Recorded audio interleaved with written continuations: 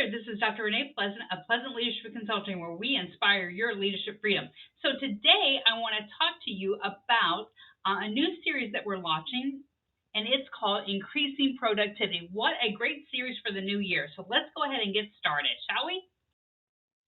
Welcome back to another segment on how to improve your productivity. And this segment is all about time auditing, and you are going to want to take notes on this segment. Let's just begin. Let's just jump right on in. So some of you may be asking, what is a time audit? Well, in simple terms, it's how you are spending your time on the job. That's it. Some companies may require it, and some of us may just want to know, because it's part of our professional growth or our personal growth, how am I spending my hours? So the intent of, or the purpose of a time audit is for you to make intentional choices with your time, right?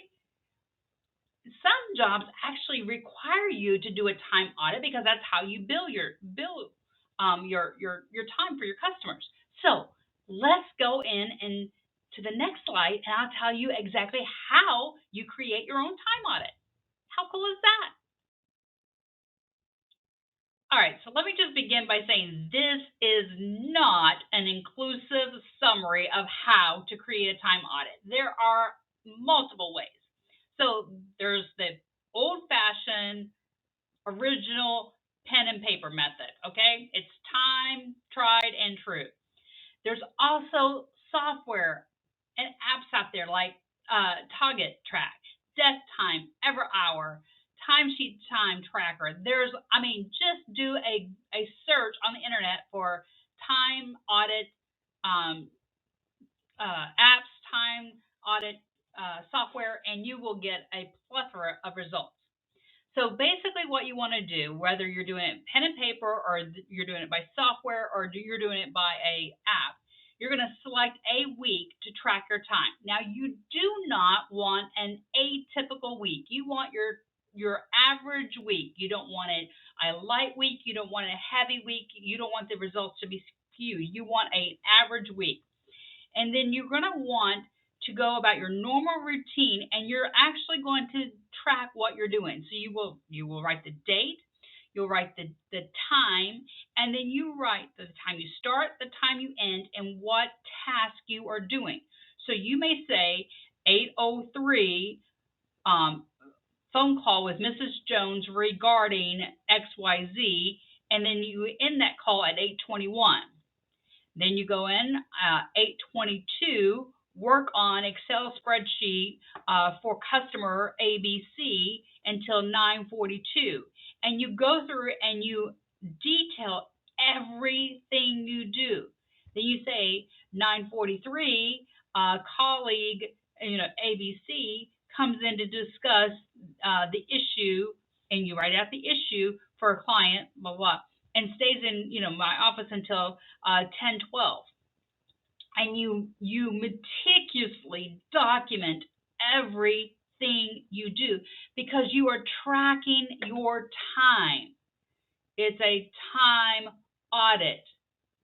So you want to, now you can see why people don't necessarily do the pen and paper, because it gets to be very meticulous. So you can kind of see why some people favor the apps, especially if it's connected to your computer and it's a little bit easier to note those things. So that's the gist of it, and it shows what you're doing and how much time you spend doing those things. It is quite revealing.